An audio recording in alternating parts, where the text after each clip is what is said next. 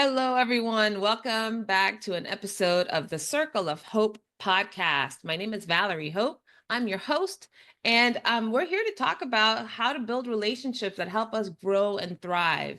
And I'm so excited whenever I have new guests to introduce to you all and a new perspective and how it is that we all achieve the goals that we have and fulfill the dreams by connecting to different people in different ways. Because today's guest is going to talk about just that. Her name is Chef Yadira Stamp. And I got to tell you all, so Yadira, you and I met in kind of an unconventional way. I mean, I think first of all, people should know that you can connect to people, influencers that you see on social media, because Chef Yadira is a chef who has a wonderful presence on Instagram. Chef Yadira, I think my mom was following you or something. I don't know. Yeah, Yeah. your mom was following me and Okay. we So, connected through uh, her. yeah, your company's called Esencias Panameñas. Right. And we are also from Panama. And so when my mom saw your content, and I don't even know if she was introduced to it by someone else. She's like, Valerie, oh my gosh, there's this Panameña and she has this wonderful, she has fritura, she sells all kinds of good food. And my mom actually purchased some food from you, gifted it to me, and had it, and I guess she had it delivered from, Shipped to you, yes. yeah, it shipped to me from DC, which the food was delicious. And since then, I've ordered a couple of times myself directly. But I didn't think that we would ever meet. It was just one of those like, okay, I ordered the food, etc. But then something happened where my mom, I think, how did my mom end up talking to you? Like you guys had a phone call. Do you remember I why? think it's because I sent out at the end of every year, I sent out a overview summary of how the year went, and I include my clients. So I just don't want to say Merry Christmas, Happy New Year, thank you for your purchase. I kind of give them a little summary of how the year went, how I did with my sales, what accomplishments I made.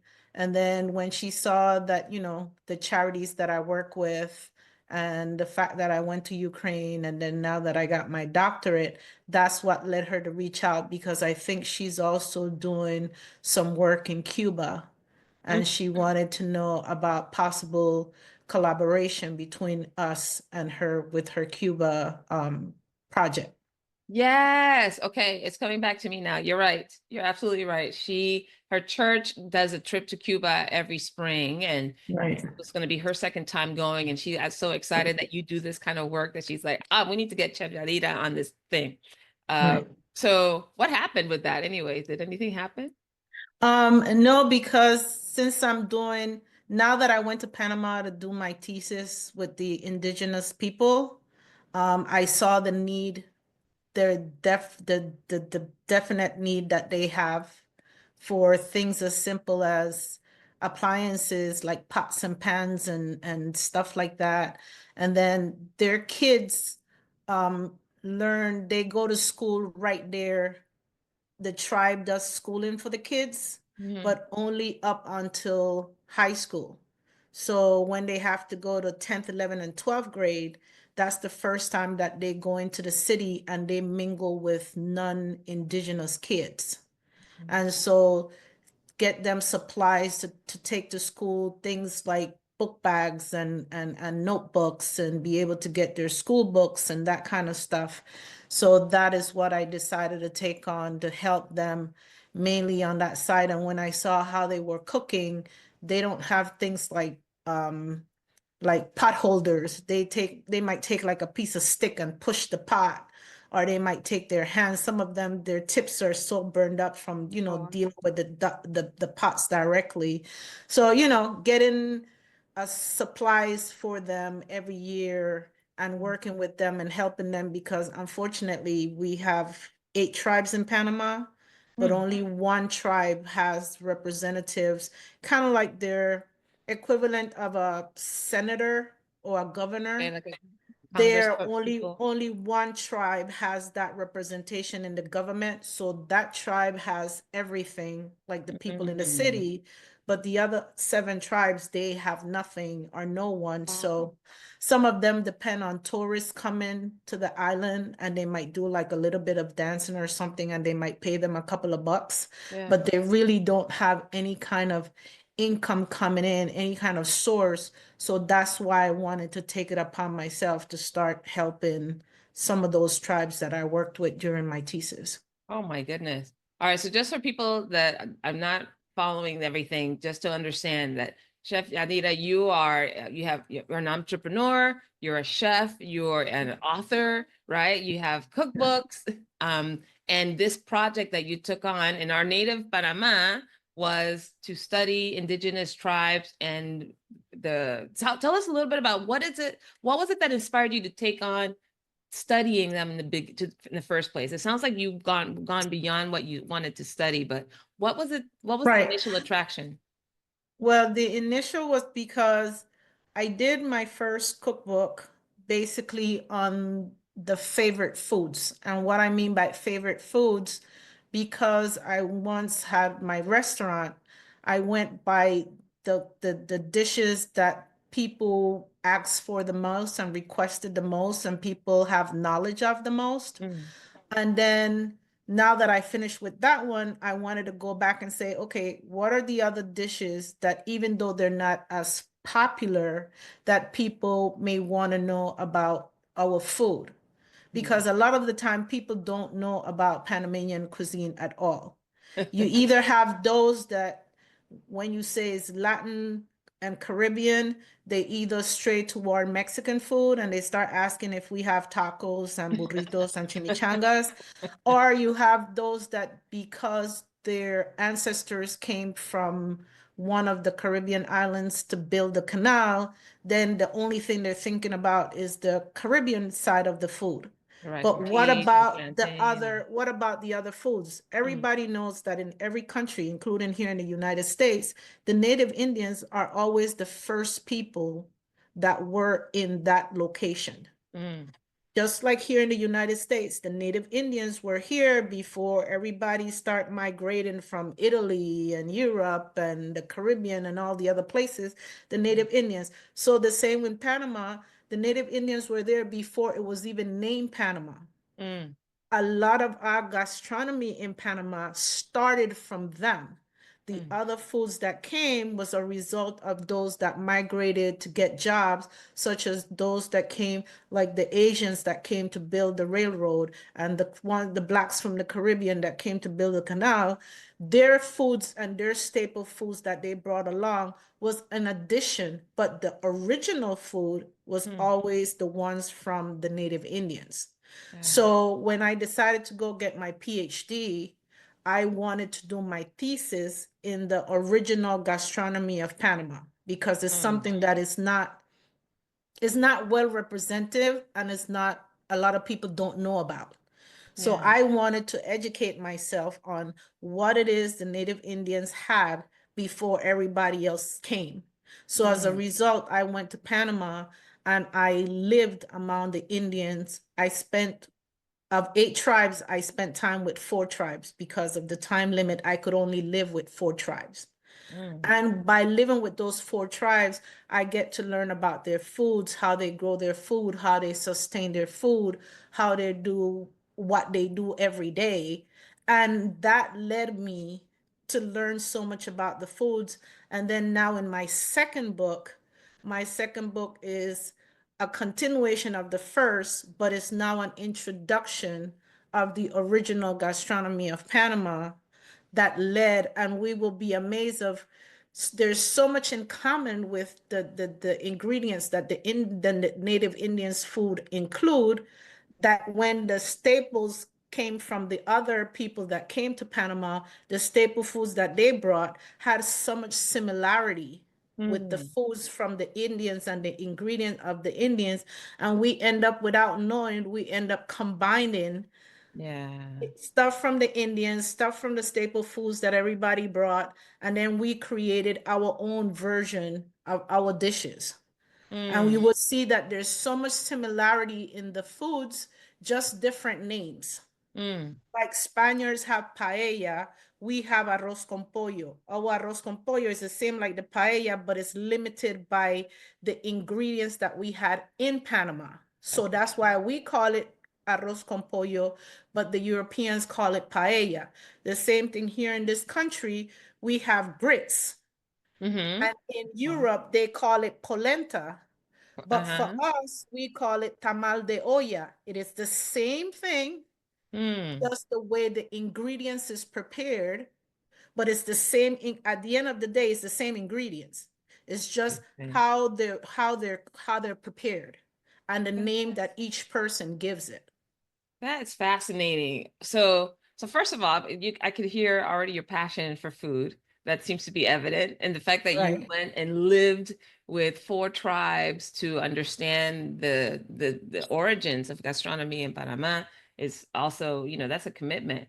How did you get connected to that particular the tribes? Like how did you go? Yeah, to live with a tribe seems kind of that's That took me, special believe it or access. not, it took me almost a year to get the connections because when you call travel agents to get set up to go overseas, they're not used to or in any way I've ever heard of anybody wanting to go and live.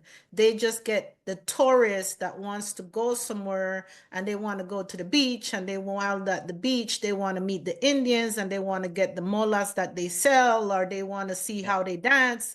And so the tourist companies, that's what they provide. So when Mm. I initially reached out to somebody, when they sent me the contract, it had, and you would spend X amount of days at the beach and you will relax and I was like, no, I want to live with them.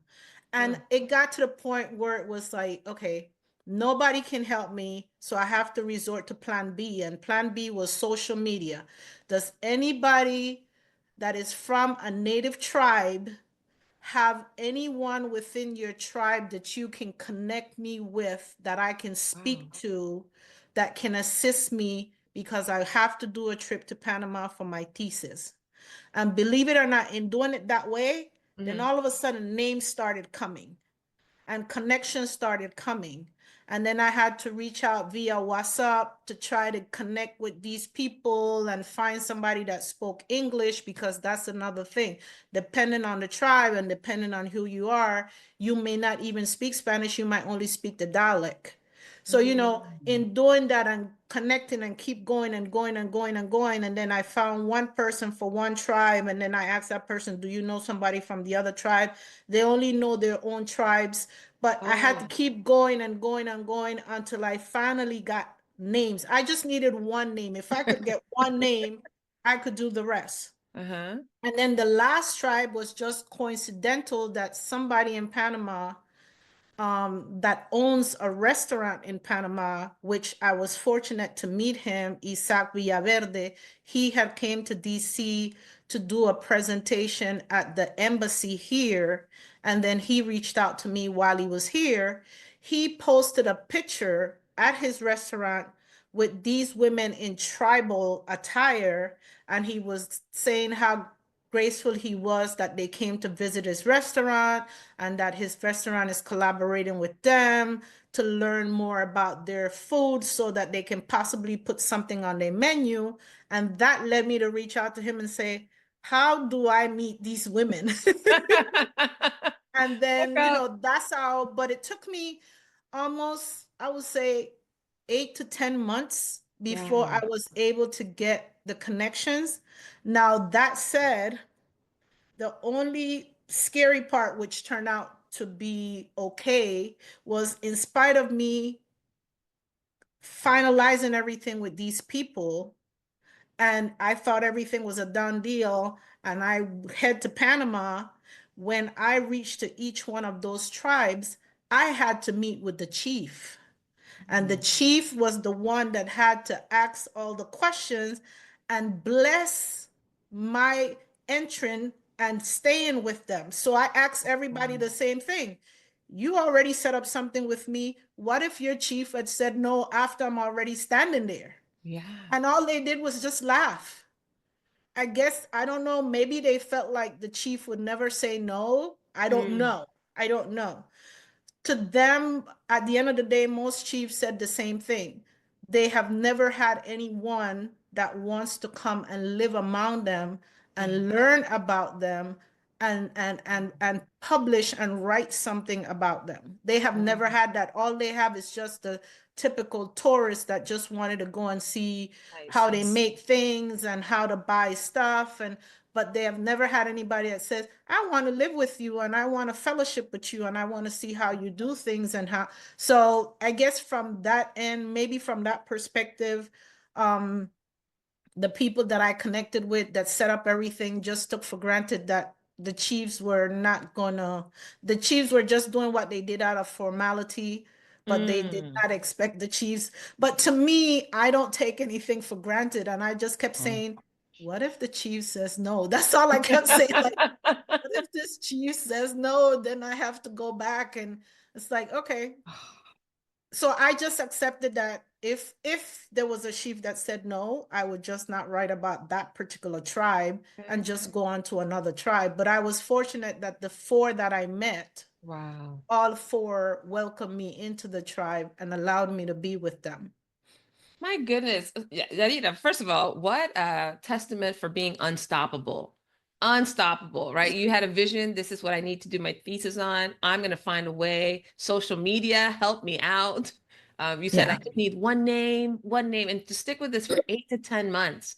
I mean, this is you are definitely on a mission. So that one name turned out to be what is his name again from the that was at the embassy? Ivan Oh, Isaac. Isaac Isa. was the person that helped me to find this other tribe. I had gotten the first tribe, which Okay. was the Gunayala, which Mm, was known before as the Kunas. That was okay. the easiest one to find, and I got that connection immediately. But that's the tribe that, like I said, they are the only ones that have a representative in the In government. the con. Oh, So okay. they are set up like if when you go on their on their compound, so to speak, Hmm. you feel no different than if you were in the city. Okay. That's how Mm, well they're taken very. care of they are. Mm, But the others don't have that representation in the government. So yeah. when you go to them, you know that you are in a definitely on a tribal where you everything is totally different. Everything is totally Underdeveloped different. and Yeah. Everything is they live the way they live, they grow everything, they pick up, they eat whatever they grow. yeah. Whatever they pull down from the trees, that's what they eat. Whatever the men go out and fish and bring back, that's what they cook. There's Mm, no refrigeration, there's no stoves, none of those things because wow. they just live on everyday sustainability. So they make sure that whatever they get today, they know it has to be something that they can use tomorrow Mm, or the next day until the guys go back out and hunt or fish and bring back more food. wow. What So are the you name of get the other tribes? so I visit four tribes. I visit the Gunayalas, I visit the Nobe Bubles, which is the Antiguo. And by the way, these people back in the day, at least when I was in Panama in high school, they had different names. When we were in school, we were taught that there were only three tribes. The old names was Kunas, Guaymies, and Chocoes. Okay. That was the three tribes. As of 2016, when they went back and they did all this DNA change and all that stuff that came about now that did not exist back in the day, they found that there's more than three tribes. They actually broke down the three tribes into eight tribes. Okay. And the three tribes names change. And then they added, of course, the new names for the other five tribes that they found. Mm, So I visit with the Nobe Bubles, the Emberas, the Gunayalas, and the Naso. Those are the four. So it was the Antiguo, the Kunas, the Guaymis, the Chocoes, plus a fourth one called the Naso. So wow. two of them are in Bocas del Toro. I'm sorry. Yeah. Somebody's just ringing the bell. I'm sorry. Oh, okay. I didn't. So the Gunayalas, they're still on the island of San Blas. That part has not changed. They continue to be there. And then the Emberas are in Darien and some are in the city back where the old Gambo used to be. Mm. And then the Nassau and the Nove Bubles, they're in the province of Bocas del Toro. Oh, wow. Okay, so you spent some time with these four tribes. First of all, how long were you there? And give us like tell me a story about like what did you experience there that was so So my experience was totally different between tribes. oh. The first one that I visit was San Blas. That was the first one. So I landed in Panama the Friday and the Sunday, Friday into Saturday morning, 2 o'clock. And then Sunday, the people from San Blas came and picked me up at the hotel, Mm, drove me, and then we got on the little kayak and mm, we went straight to the island. okay. That one, I must say, that was um, culture shock for the lack of a better word. And Mm, that was because, again, like I said, they have representation now in the government. So they're, mm-hmm, which I don't know what to expect because I've only been on that island once before years ago as a little tourist, but it was maybe 2 hours and then I left. mm-hmm. Now I'm coming back almost 25 years later and I'm seeing the actual place. And as Yeah. soon as we got and they landed and I got off the little kayak and started going in, all I'm hearing is just bachata music coming from each one of the shacks. They live in these shacks made out of straw. Oh, And all I'm hearing is bachata music coming from house and they're blasting like on these, it sounded like, when you have these big expensive stereo systems in your yeah, house yeah. and there's like a competition to see whose music was louder. Hmm. And and I'm looking around and I'm like, why am I listening to bachata? I'm supposed to be on a tribal.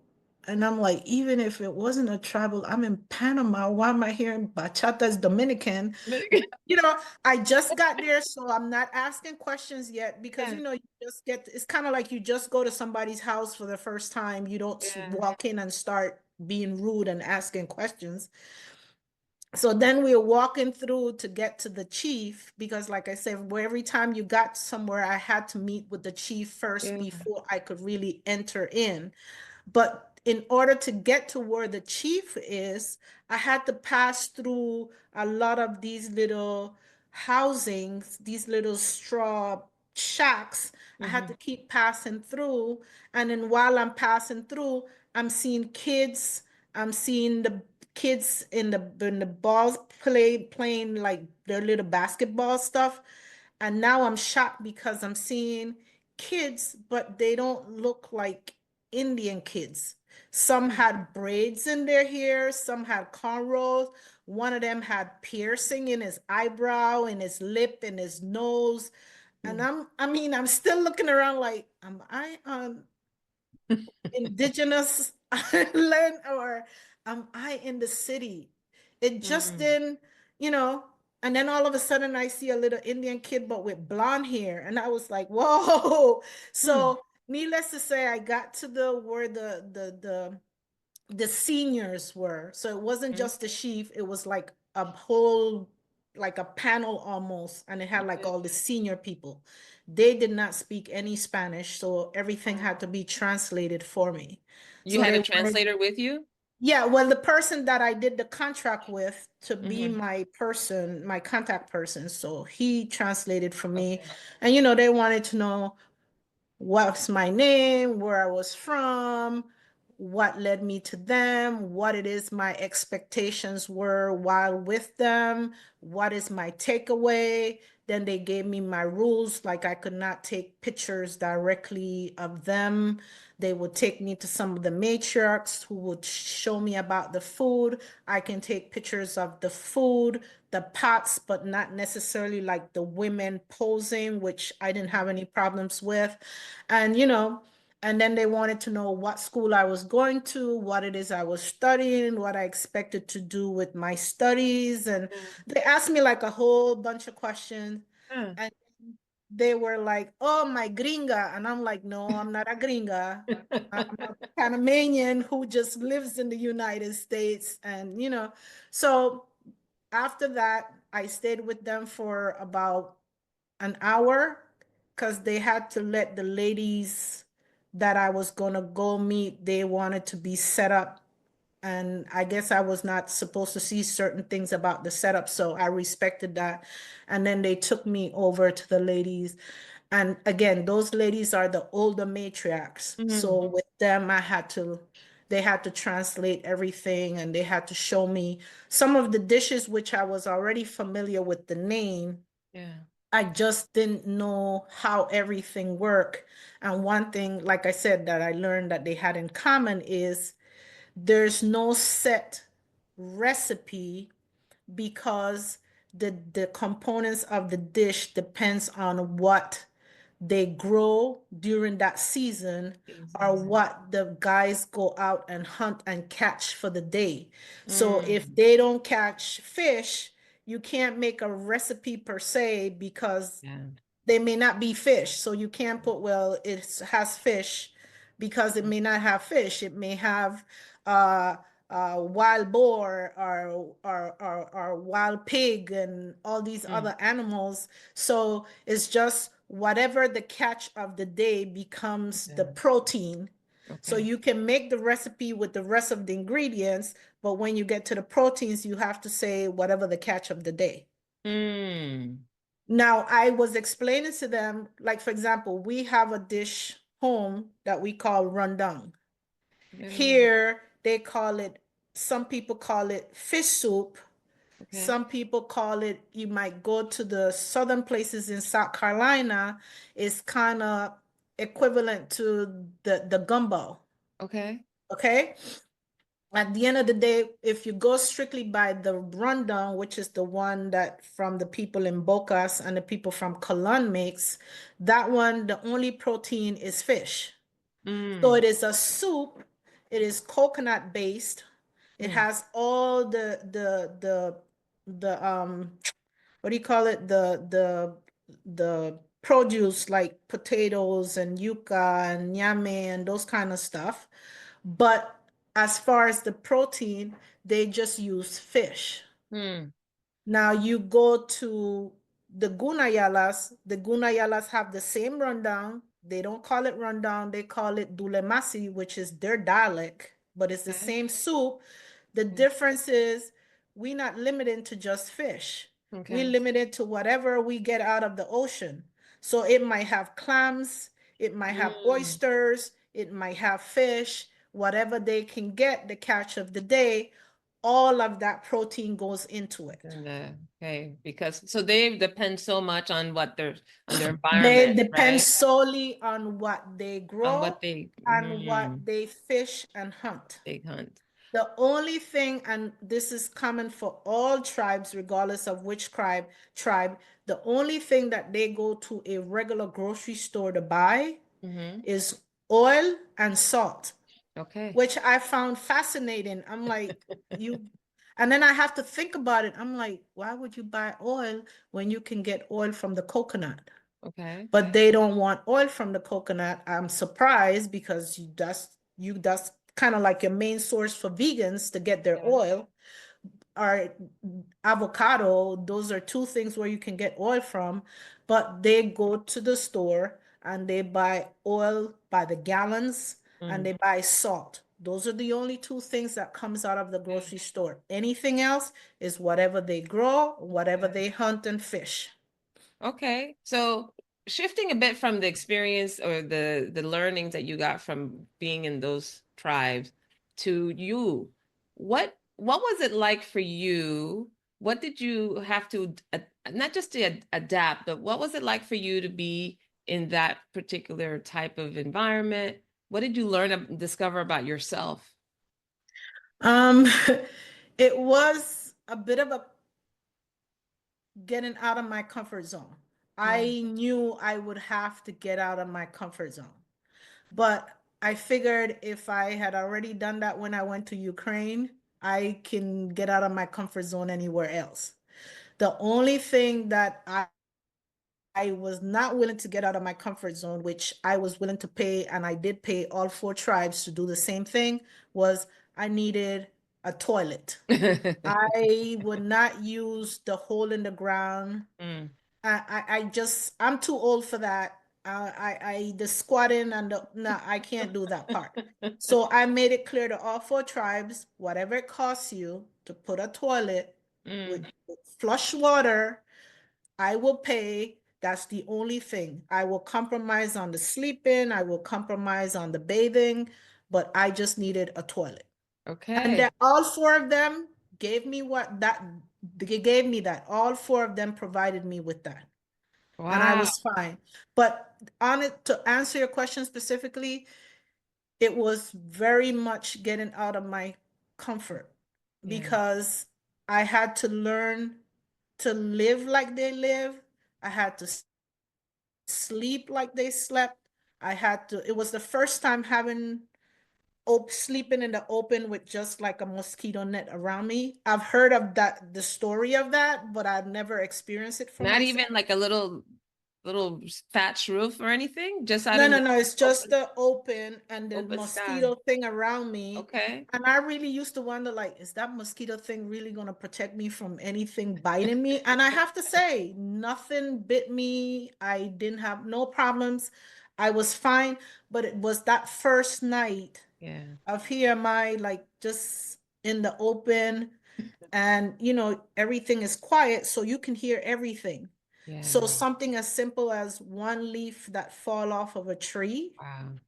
would sound so loud because it's silent. Yeah. And because they don't have any electricity, they don't have Mm. none of those things, they go in by sundown, everybody's in, and then by sun up, everybody's back out.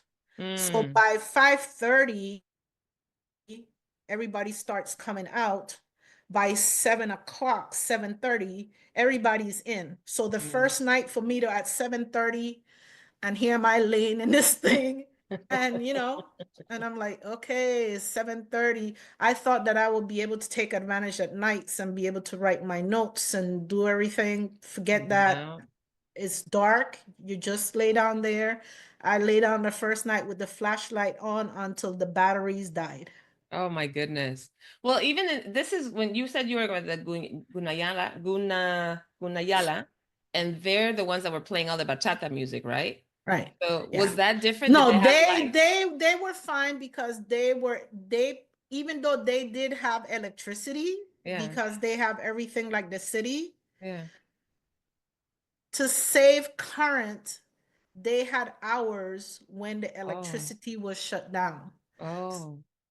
So electricity was shut down with them from 9 to 6. I Mm. had no Mm. power from 9 to 6. And Yeah. then they will bring it back up at 6. They would take it out for like a couple of hours from 2 to 4 in the middle of the day. And I'm like, guys, I need to be able to write. I have to have my computer plugged in. I need to check. But those were their hours, and I They had to died. respect it. They only had power so at least with them I had some power. But Yeah. once I left that tribe and went to the other tribes where they had no electricity at all, Wow. with them I definitely had to, by 7 o'clock, I was definitely just laying there twiddling my thumbs, because I couldn't fall Couldn't asleep. do I anything couldn't to I've never slept at I think I can't remember when I've ever gone to bed at 7:30 in the evening. Well, sun up to But sundown. That's fascinating. And how long yeah. were you at each tribe? I stayed with the Gunas for a month. I stayed Oh. with the Emberas for a month, with the Nobe Bubles and the Nassau, because, which I did not know, it was rainy season. Hmm. We were limited, so I was only able to spend like a week with each one. Mm. because it was just mudslides and mudslides and Oh. mudslides because of the time of the year. So I learned that if I ever wanted to go back, there's only 1 month a year where that tribe experienced dry season, and that's why they have all their travel events, and that's during the month of September, which I did not know that. Interesting. I That didn't. they say that only the month of September, the entire 30 Wow. days is dry. There's no rain at all, and Hmm. that's why they have all their different activities during that month. Wow. Okay, so man, what an adventure, Yadira. What an adventure Yeah. to have spent that much time learning all those things, putting yourself out of your comfort zone. The honor of representing these tribes that don't get this type of attention, or someone that has that level of curiosity that they would be willing to do what you did. I think that's phenomenal. Wow. I want to shift gears a little bit now to talk about you. Like, this is an individual, right? You're a chef, you're in DC, you're in a, you're an entrepreneur, you have all these, you're well educated. You clearly have had some success here in this country, in the US. What is it that enabled you to go out of your way to do the things that you're doing? How did you come, I mean, obviously the character that you have in your personality has been propelling you to do some of this stuff. Where does that come from? Um, I don't know. I guess I would say from my childhood, from my dad. My dad was a person that he never treated me like a baby. He never spoke to me like a baby. And anytime I asked questions, if he knew the answer, he would tell me. If he didn't know the answer, he would say, I don't know. Mm, And anytime I said I wanted to do something, he would always say, Are you sure? And if I say yes, then he would say, Okay, let's do it. He never said you could not. He never stopped me or prevent me with my thoughts. I mean, kids sometimes they have like the most profound ideas and they're yeah. all over the place. And sometimes adults, we tend to laugh at it or we Mm-hmm. tend to dismiss it like, oh, that's a kid, they don't know. Yeah. And I think that with him, I learned that that is something that you should never do with a kid, even Mm, if it might sound like something that you as an adult would have never thought of. You don't dismiss it and you allow the kid to go with it, because either one of two things is going to happen. Either the kid is going to forget about it tomorrow when something else comes up, mhm, or if they really, really want to pursue it, they're going to keep going until they get where they are. mm, And so having a dad that allowed me to entertain my thoughts, sadly, that was cut short because, he died when I was a kid. And on the opposite, my mom was totally opposite. She did not entertain ideas. She was more of, I'm the adult and you're going to do things my way, which a lot of parents back in the day were like that. It was like, this is my way, is my way or the highway because I'm the parent. yeah. But I have to say that strangely, the 10 years of him instilling in me, for some reason, kept me far beyond the other years of all the naysayers and all the roadblocking that I got. Yeah. And so with him, he always taught me that I could do whatever I wanted to do, I could do.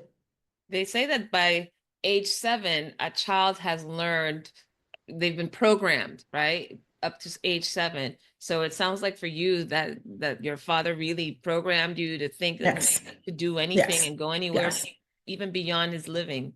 Wow. Right. Because like I said, he died when I was 10. Yeah. My mother took over right after that. Like, forget what your dad said. It's my Mm, way or the highway. And no matter how much she tried on her end for me to, using your terminology, deprogram me from what my father did, mm. she was not successful. And to this day, even as an adult, every time anybody is kind of like a naysayer with me, I still gravitate to all that my dad put in my head, and Mm, I've always never allowed anything or anyone to get in my way. If I determine that I want to do something, Yeah. I'm gonna do it in spite of all the stumbling blocks. I'm gonna do it.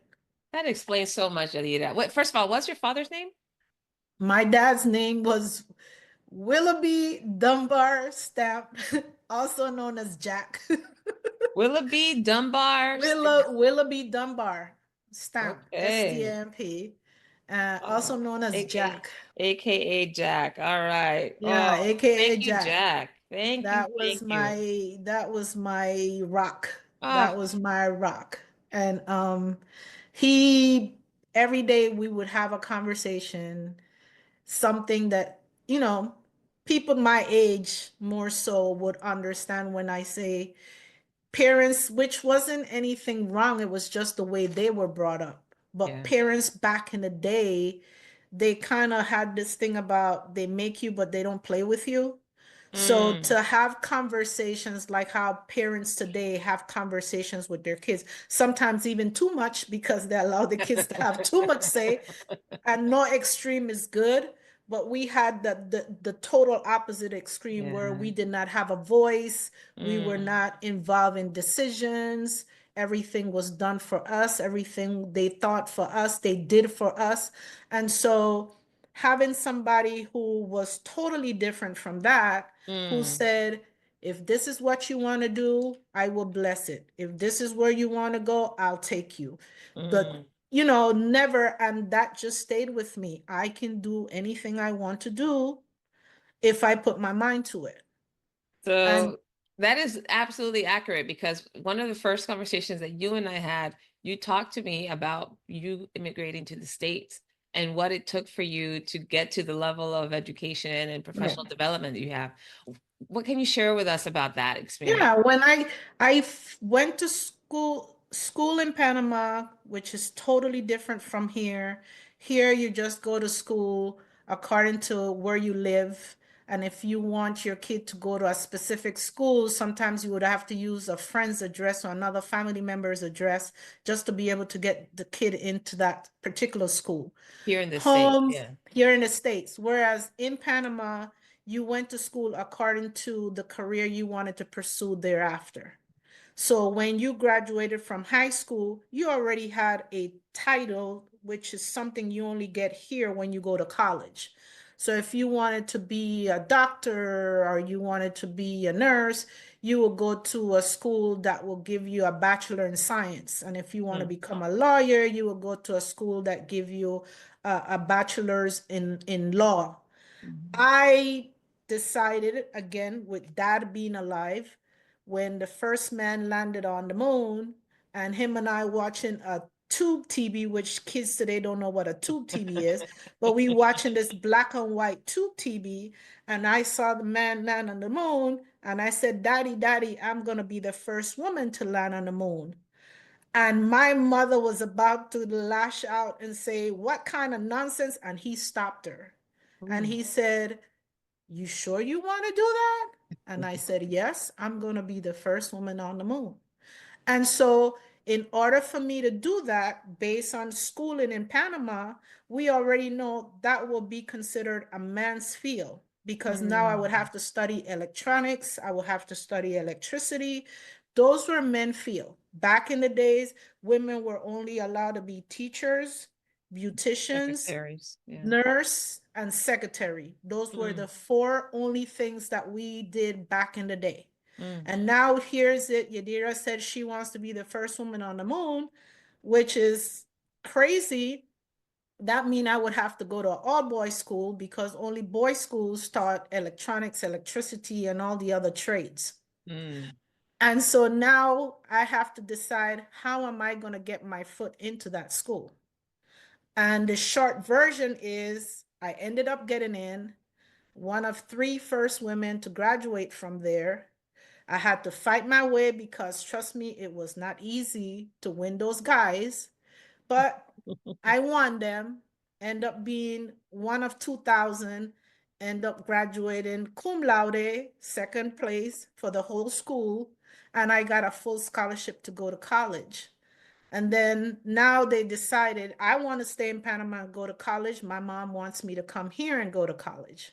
To the And US, okay. when I get to the US to go to college, that's where I got my first stumbling block because unfortunately, the family members I was living with, they felt that I could not go to school, especially to learn um, to get an electrical degree.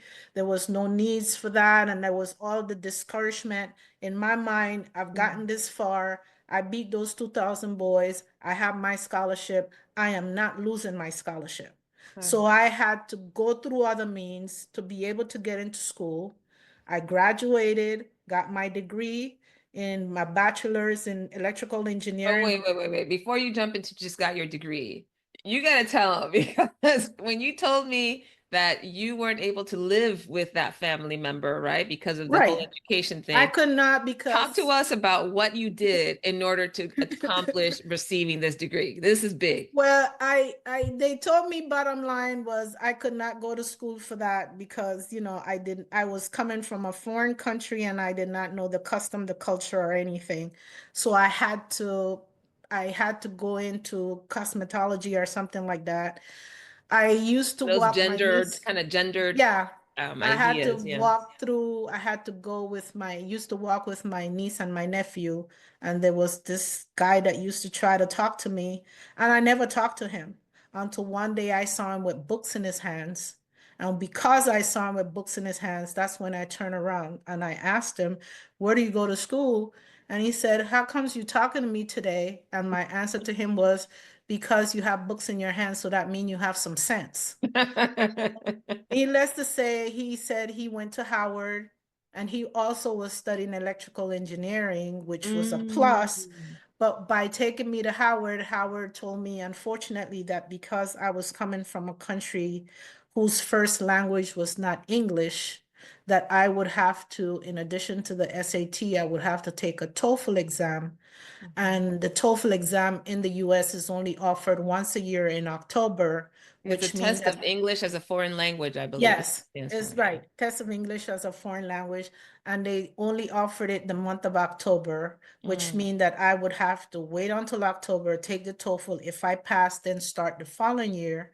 And I explained to them that I could not do that because if I lose a year, I would lose my scholarship, that I had to start right away that year. Mm. And so I ended up going to GW, and GW explained to me that there was a way around it. So they told me I would have to go to one of those schools that teaches English to foreigners. And in DC, it was called LADO, LADO. I forgot what it stands for, but it was called LADO. And what it was like, all immigrants are foreign people, they used to go there, they would teach English, and at the end of the schooling, they would give them the option to do the TOEFL and the SAT for those that wanted to go further and go into college. So Mm. I went there and I explained to them, I don't need to sit through any English. I can read and write English. I just need to take the TOEFL. And, I took the TOEFL, passed the TOEFL, and then they forward the scores to GW. And that's how I ended up getting into GW. Got it. So just a couple of things I want to point out. One is that amazing that you didn't, beyond your father, God bless Jack, that he implanted all of those thoughts and beliefs in you, that in spite of your mother's influence and other relatives, that you still maintained the focus on what it is that you wanted to accomplish.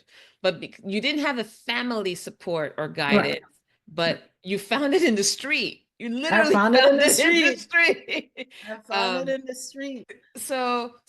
now I know that you mentioned you spent some time like literally living in the street as well. Would you like to share a little bit about that? Sure. And how did Um, you develop the contacts or connections to survive? Because that's not everybody. there was no contact or connection.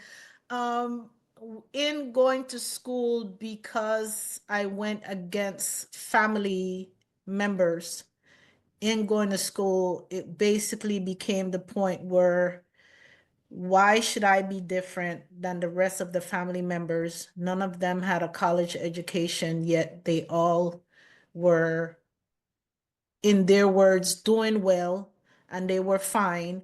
So what made me special or any different that I had to have a college education?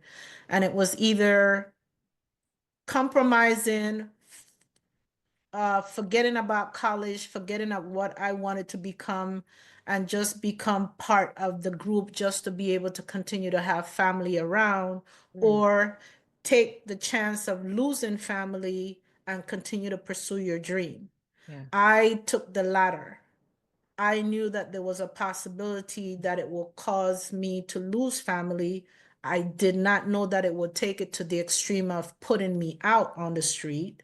Mhm. But nevertheless, my brother-in-law decided to tell my sister that, she had to choose either family or him, and she chose him, which I don't have a problem with. Everybody makes the decision that they feel is the works the best for them, and Mhm. she felt she needed her husband. I'm okay with that. I have no resentment about that. Mhm. Bottom line, I ended up in the street, and I guess the advantage of going to a school like Artes, which was an all-boys school, like I said, I was with 2,000 boys. I didn't just learn books. I learned street sense. And Mm. I am grateful to those guys to this day, because I feel that had I not had that portion of education, Yeah. I would not been able to either survive in the street, and neither would I be able to survive in my career, because at the end of the day, my career continued to be a male dominated career.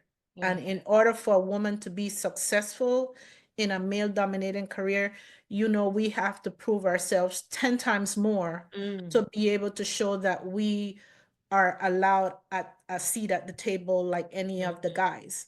So I ended up on the streets, and I had to put in gear what those guys taught me.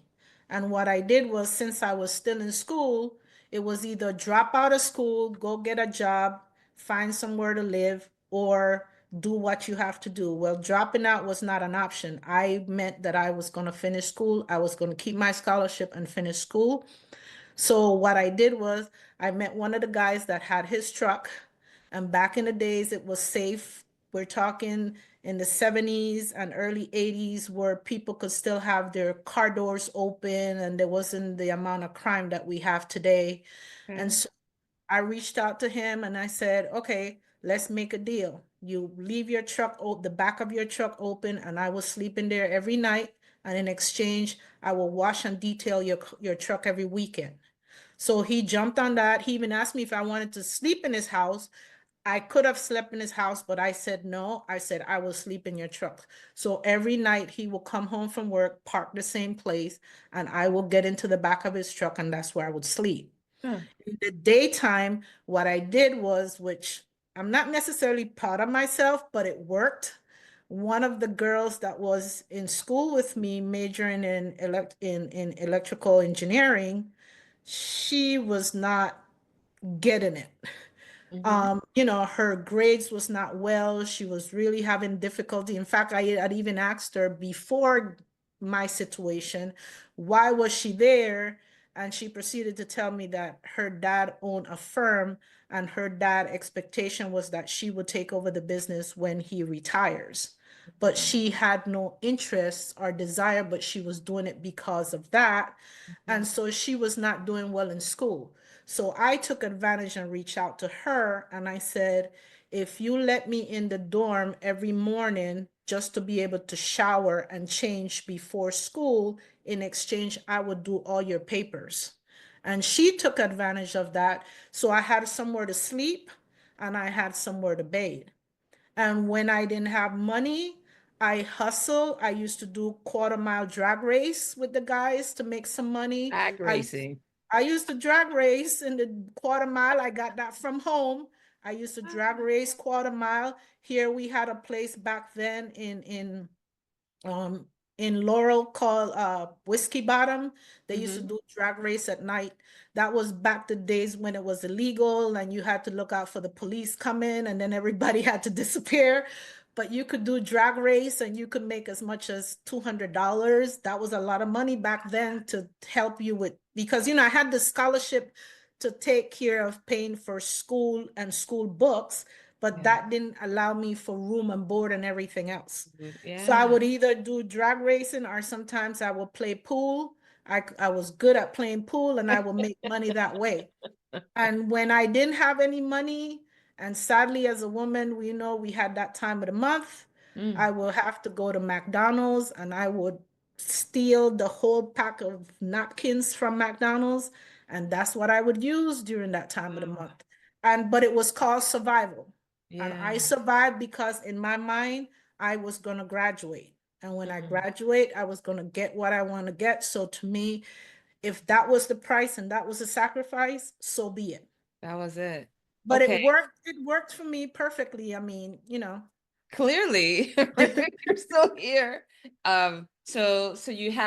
So you slept in the truck, you showered at the dorms, you hustled your way to some quick money here and there, all, very creatively.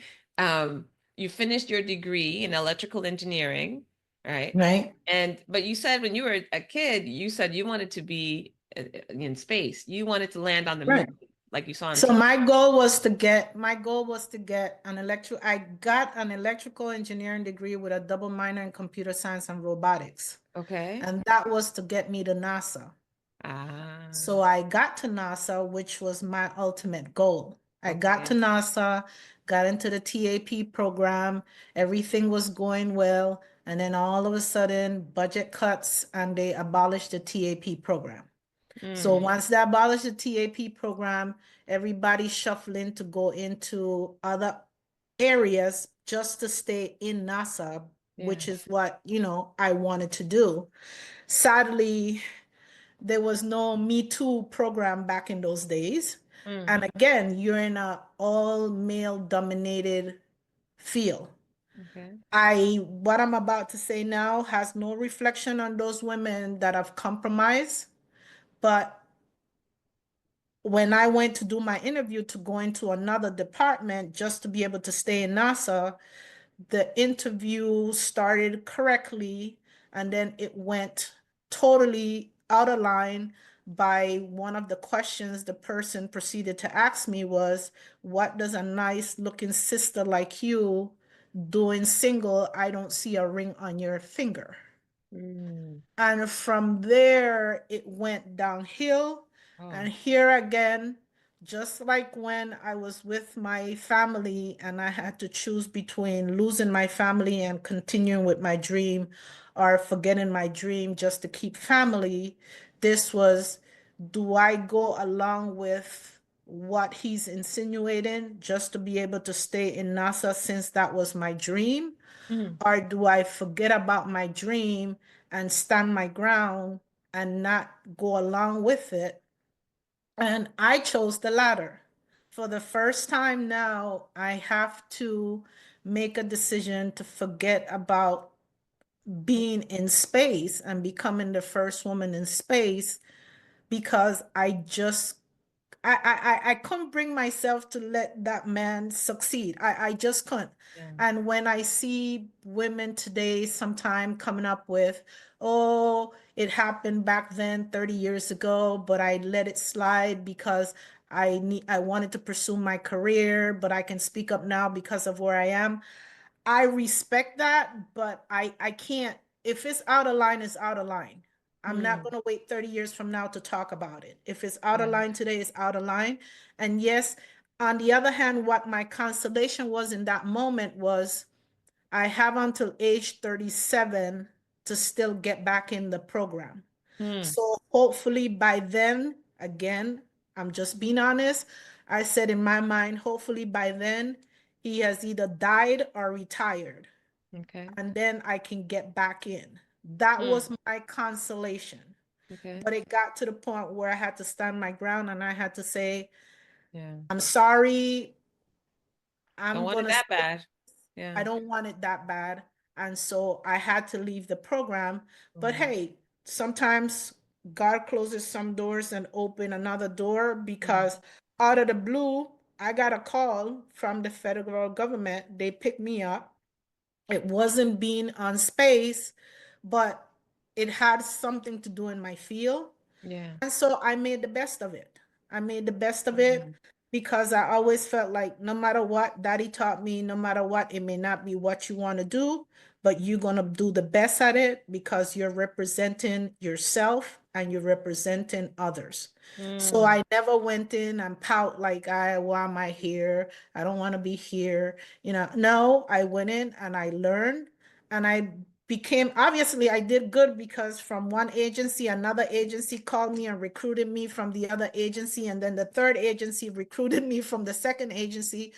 And I was getting calls yeah. and I'm like, where are you getting my name from? But I was getting calls because people happened to find out about me. And then I started traveling the world with the work I was doing. I was Yeah. traveling the world, and that opened me up to even learning more because, you're going to all these other countries that you only heard about, but you would never think that you have ever landed. And Mm, I was blessed to have to go to pretty much every continent except Antarctica. I have been. mm. Wow. Wow. Wow. Wow. Man, Yadira, so I think as a what a testament. Again, I said you were unstoppable and focused. And also just hearing that, you made commitments to yourself, you made commitments to the teachings of your father, right? Commitments that you wanted to honor, but also, not to compromise yourself and your values in Mm. the process, right? That you never sell yourself short or sell yourself out just to fulfill that goal. But you had, I'm going to call them angels. Basically, you had angels Yes. every step of the way, just kind of guiding you, providing you just enough of what you needed, giving you the clear-headedness to know what to say yes to, what to say no to, right? All these other opportunities, and as people, I imagine part of your conviction and your I don't know, just the your ability to be creative in the face of very difficult, like some Yeah. people would just stop. Some people would just Yes. stop. I don't have my family support. I'm not going to do it. I don't have this up. I'm homeless. I'm not going to do it. I don't have income. I'm not going to do it. Like, you have found a way forward every single time. I'm getting chills just thinking about all the things that you had to push through, move aside in order to get to where you are. So just as we're closing here, now just take us to, how did a woman that went through artes y oficios, right, is where you went to Right. school, Right. right? You were one of 2,000, three women in this program, learned all these street smarts, had all this family, challenge, lived on the streets, spent, months with native tribes in Panama. Like, how did you get from all of those things, electrical engineer and everything, to being a chef, an entrepreneur? Like, can you just kind of close that loop for us? Um, I think once I got to the point where I had gone as far as I could get in the government, Uh-huh. because I went as far as after the 15. If you know anything about government grades, you go 15, Okay. 10, it's like the highest. After that, you can go SES, and you have Mm-hmm. two type of SESs, which is the political appointee, when like the president appoints the head of each agency. They are Mm. politically appointed SESs, or you can go to school and study and become an SES. Okay. I had gone as far as I can get, and I'm like, okay, I've gone as far as I can get. I'm close to retirement age. What am I going to do? I'm not going home and sit down, and I'm not going to sit here in the government, because you have now all the younger people coming in with a whole different way of thinking and everything getting ready to change. So it's like, what are you going to do, Yadira? Something next. And I'm always thinking of what's next. That's Yeah. one thing with me, because I don't like to conform, and I eventually get bored. I'm one of those kids, I don't know if it's ACHD or whatever, but I get bored. I get bored doing the same thing over and over again. So I Uh-huh. have to look for something new. So that's when I said, you know what? What's next? I didn't get to become the first woman on the moon, but nevertheless, I am where I am, and I'm thankful to God. But what's next? And I said, my mom used to cook. She was a caterer. She was always in the kitchen. That said, unlike those people like you that are blessed to have stories of being in the kitchen with mom, grandma, or great grandma, I wasn't allowed in the kitchen. My mom was one of those ladies that the kitchen was off limit to kids. That was her sacred ground. You don't play in her kitchen. The only time I was able to come around the kitchen was when she was making fruitcake at Christmas, because I got to lick that bowl, and that's as close as I could get to alcohol. Because remember, the fruitcake had rum. Rum. So that was the closest we were going to get to alcohol, was licking that raw bowl Okay. with that fruitcake batter.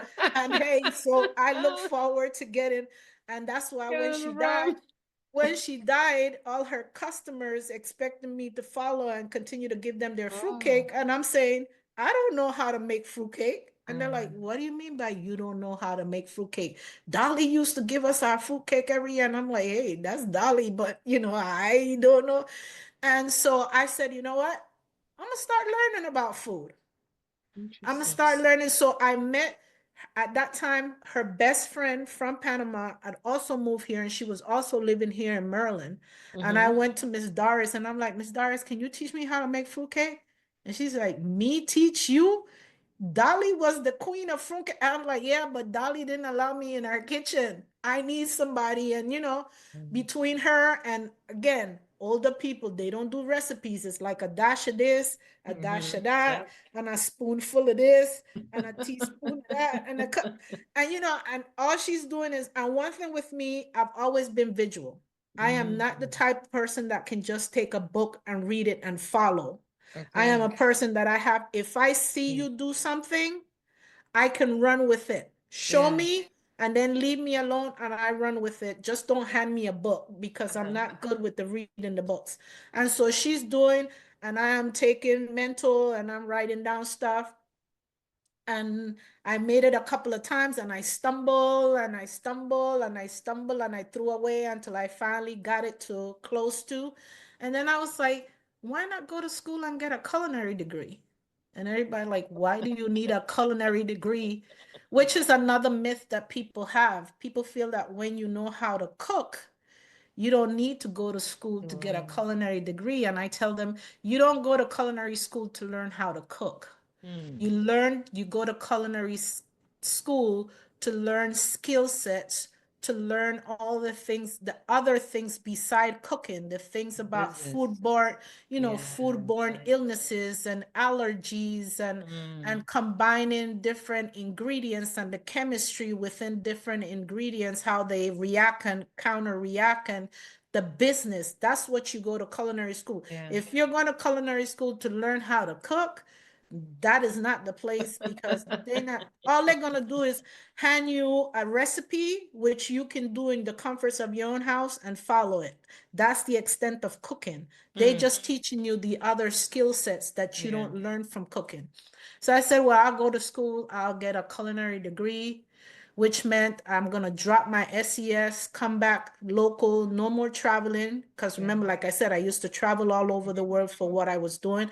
I had to come back and find a local, stable within the agency, but something that didn't require traveling, so that Yeah. I could go to school. So I came back, went to school, got my culinary degree, started playing around with some stuff at that point.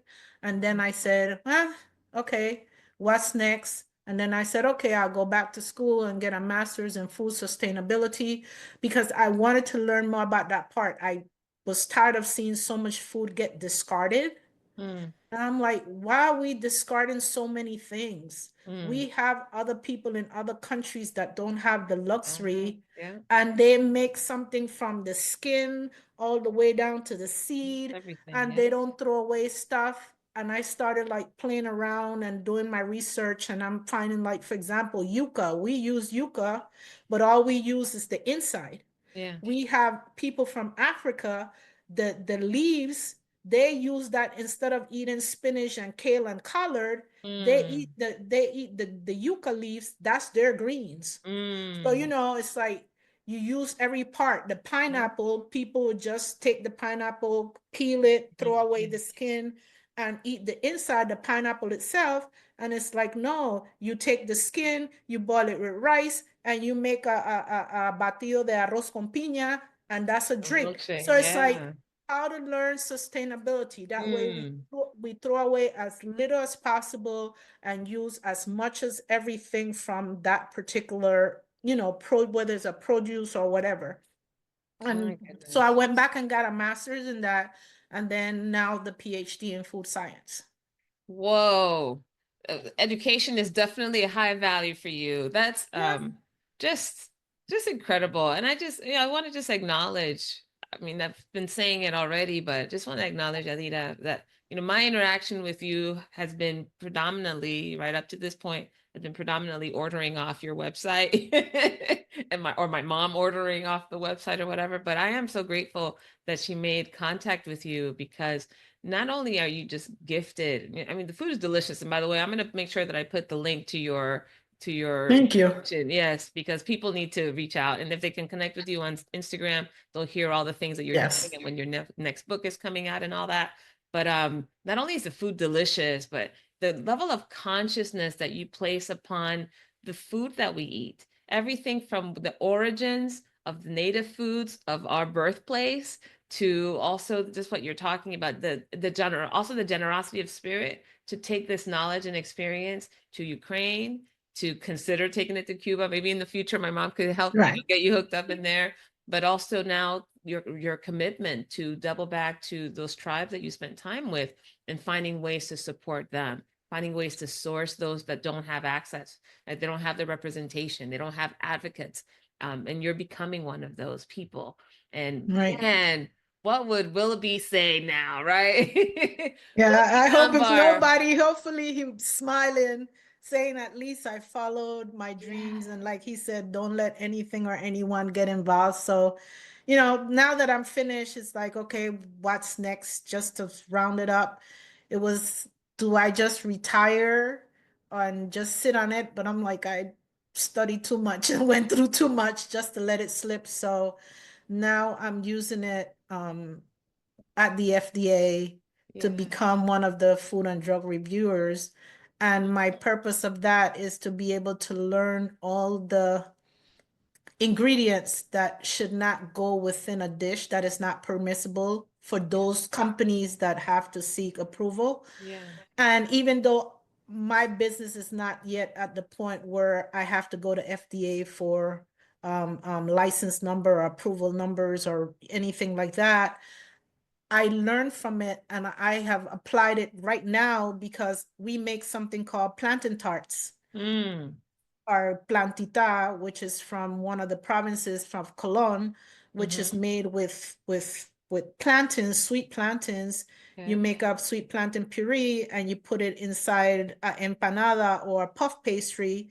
Mm-hmm. That is made with number three food coloring dye.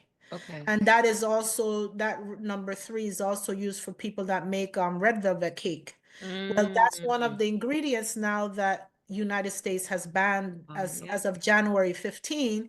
Yeah. So now you have to go back and decide what are you going to use in its place. For Yeah. me, that is important because to some people that may not matter because it's not like they take it off of the shelf right away. They Mm-hmm. still giving you a year.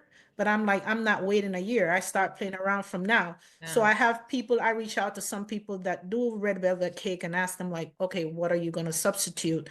Some of them are using like the Beets. beets, the beets. I tried the beets. I did not like the taste with the plantain. So now I've changed my recipe. I got it to work with sorrel. Oh, nice. Sorrel Yeah. does not have a taste. Sorrel Yeah. acquires the taste of whatever Yeah. you put in it. So if I brew the sorrel and just make it steep as strong Mm-hmm. as possible, all I'm The doing is getting the color, not color. Yeah. necessarily a flavor. And now that's what I make my plantain tarts with. And that was, things like that is what I'm learning and I'm trying to apply it and trying to see Mm. how, to keep stuff healthy Yeah. without necessarily sacrificing flavor, but still keeping things healthy. So Oof. Nonstop. It is nonstop with you. And and we're blessed for it. We're blessed for it because you're someone that has a conscience of mind to also create products that are healthy, that are delicious, that honor the origins and also the planet, right? At the same time. So Congratulations, Yadira. Thank you I am again. so proud to know you. I'm so proud that I've had opportunity to talk and hear so much about your story and your origins. And I'm sure that somebody out there is listening to this and inspired to either not give up, right? To find a path forward. You're kind of like water, right? You're like water. Water never I don't know stops. about that. Well, water continues to find a path. It goes over, under, Yes, yes, through. It'll yes. wear something down until it can. So I just want to, on behalf of, como compatriota, like paisana tuya, like, a fellow Panamanian, just how proud I am to have you as a Thank you. so love the work that you're doing. Any Thank you. final words before we end our conversation? No. Well, I just want to say thank you for the opportunity. I mean, honestly, initially when you and I spoke, I did not feel like I had anything to share Yeah. with you based on your, but you showed me otherwise, and I I'm grateful that you even thought of me of wanting to share in your space and with the people that you share your information with. And hopefully anything that I have said might be able to be helpful or encouraging to someone else. And if there's in any way that I can help one of your other clients, so to speak, I'm more than happy to share. One thing with me, I share information. I Yeah, no don't hold gatekeeping back. I here. share, yeah, I Yes. share information. So if I can help in any way, I'm more than happy to. Okay, there we go. She is offering herself to be part of your circle. So if you can use anything, even just a word of encouragement, I'm sure she'll have to provide that. I do want to address something though. My mom, I want to thank my mom for making this introduction to me. But I will say the first time you and I spoke and you were sharing, I said, hey, I'm doing this thing. It's about circle of influencers and all the people that we have to support and guide us. And you're like, nobody supported me. No one guided me. And then you shared all these challenges that you had. I was just like, yeah, I don't think, yeah, I don't, maybe not. Maybe there's nothing. Perhaps there's no one. But we were on the phone, for a good hour, I think, in Yeah. conversation. And the one thing that I did walk away with towards the end of our conversation is I started to realize that, you also challenged a bit my idea of circle of influencers. Because this is not everybody that we ask for support is willing to provide it. Not Right. everybody that we expect to support us, right? Family, friends, etc., is willing to support or guide us. And so I think what you challenged for me was this idea that it could be a temporary connection with people, right? The guy with the truck with the books, the girl that was having a hard time with her courses and you were helping her and she gave you access to the dorm, right? The people who said, hey, you want to come and do some drag racing? You can make some quick bucks here, right? All these different people that you were able to somehow connect to very quickly, and your street smarts, ability to read people, who to trust, who not to trust, like all of those things these are people who are part of our circle. And as temporary as those interactions may be, they have opened and unlocked a part of your life that you wouldn't have had access, you would not have had access to otherwise. And so when I started to see that, when you made that clear, and as I started to process, I was just like, oh my gosh, this woman absolutely has a circle of people around her. And you've just been, you knock on doors and anybody home? Nope. Okay, next, right? Or if you can't unlock it yourself, and you'll find someone else that has access or has had access. So yeah, you definitely opened my perspective tons. So I just want to say thank you so much, because I also doubted. I was like, are we gonna have anything like what are we gonna talk about? I don't want to just talk about your Yeah. childhood trauma. But this beyond my expectations. Thank you. Thank you You're again. welcome. You're welcome. Thank you again for having me. Absolutely. So those of you who've tuned in, thank you so much for joining us for another episode of the Circle of Hope podcast, and have a wonderful rest of the day. Thanks for joining me on this episode of the Circle of Hope. Don't forget to subscribe, follow, and share with someone in your circle. And if you're curious about the upcoming book, visit valeriehope.com for updates and extras. Until then, stay connected.